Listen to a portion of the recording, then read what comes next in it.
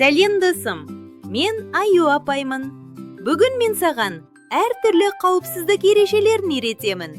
Қауіпсіздікті сақтасаң, сен ең ақылды, әдемі болып өсесің. Олай болса, кеттік. Бірінші ереже. Ашық терезеге ешқашан жақындама, барма. Ашық терезеден құлап қалуға болады. Ол өте қауіпті. Екінші ереже. Тоқ көздерін қолыңмен тиіспе. Тоқ ұруы мүмкін. Бұл денсаулық пен өмір үшін қауіпті. Үшінші ереже. Пышақ, қайшы және басқа да өткір заттарды қолына алма.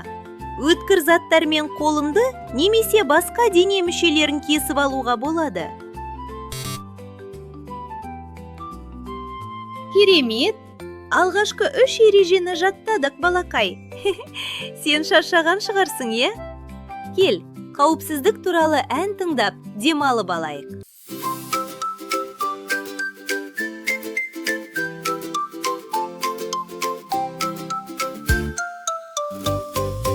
Қауіпсіздік, қауіпсіздік, ең бастысы қауіпсіздік, қауіпсіздік, қауіпсіздік, ең бастысы қауіпсіздік. Ережені сақтай ғой, ақылды бол балақай, үлкендердің айтқанын орындай ғой, бұлжытпай.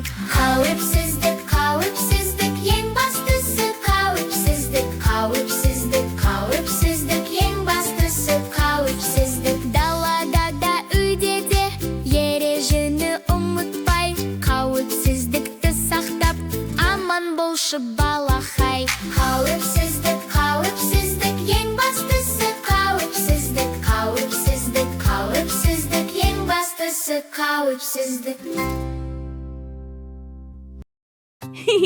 Керемет! Әніміз саған ұнады ма, балақай? Жақсы! Келесі ережемен танысайық. Балақай, осындай ашық тұрған құдықтарға немесе люктерге ешқашан жақындама, барма. Бұл өте қауіпті. Ішіне түсіп қалуың мүмкін. Оларды айналып жүру керек. Келесі ереже өте маңызды.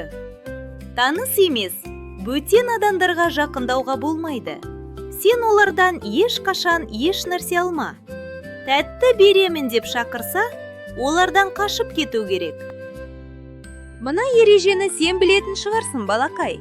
Жолдан өткен кезде міндетті түрде бағдаршамның жасыл түсінің жанғанын күту керек. Жасыл түс жанғанда ғана асықпай өту керек. Келесі ереже. Өзіңнің емес, басқа біреудің заттарын, бос жатқан сөмкелерді, қораптарды тиісуге болмайды. Олардың ішінде қауіпті заттар болуы мүмкін. Жарайсың, досым. Бүгін сен көп ережемен таныстың. Оларды есіңге сақтап ал. Келесі сабақтарда кездескенше. Сау бол, балақай.